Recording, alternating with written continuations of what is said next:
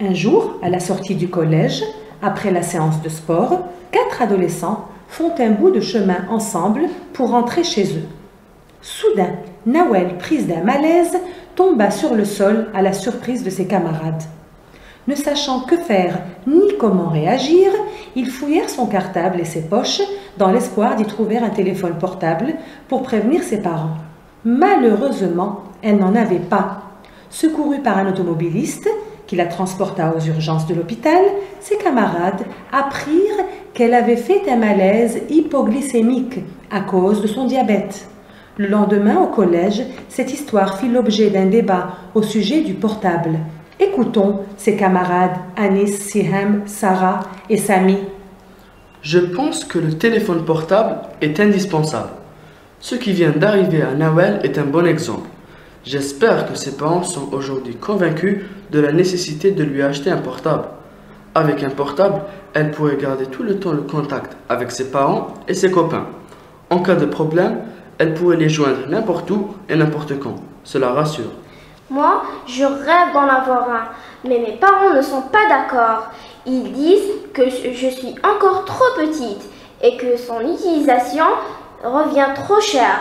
De plus, ils craignent que je l'utilise en classe et que je sois punie par mes professeurs.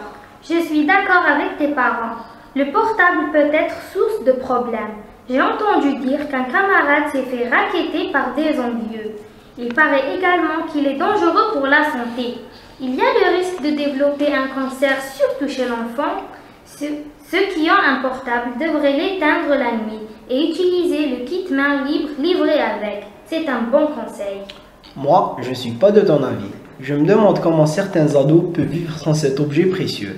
Je n'imagine même pas ma vie sans.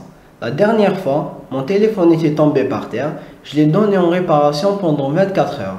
J'en étais malade. Pourquoi? Eh bien déjà dès le matin, je ne pouvais pas envoyer un SMS à mes copains pour leur dire que je serais en retard. Sur le chemin du collège, je ne pouvais pas écouter de la musique. Au stade, je n'ai pas pu prendre de photos souvenirs. Dans le bus, je ne pouvais pas jouer à mes jeux préférés ni joindre ma mère. Quelle horrible journée sans portable. Le portable est indispensable à notre survie. Personne ne peut s'en passer, sauf si vous venez de la planète Mars, évidemment. Tu as tout à fait raison. Le téléphone portable est, de plus, la clé de l'autonomie. En réalité, quand on est privé de téléphone portable, c'est comme un fumeur qui doit arrêter de fumer. Il lui faut quelque chose dans la bouche et nous, notre portable, dans la poche. Cela nous procure la sensation de ne pas être seul. C'est en quelque sorte comme si on avait nos amis dans la poche. Le téléphone portable est une nouvelle drogue.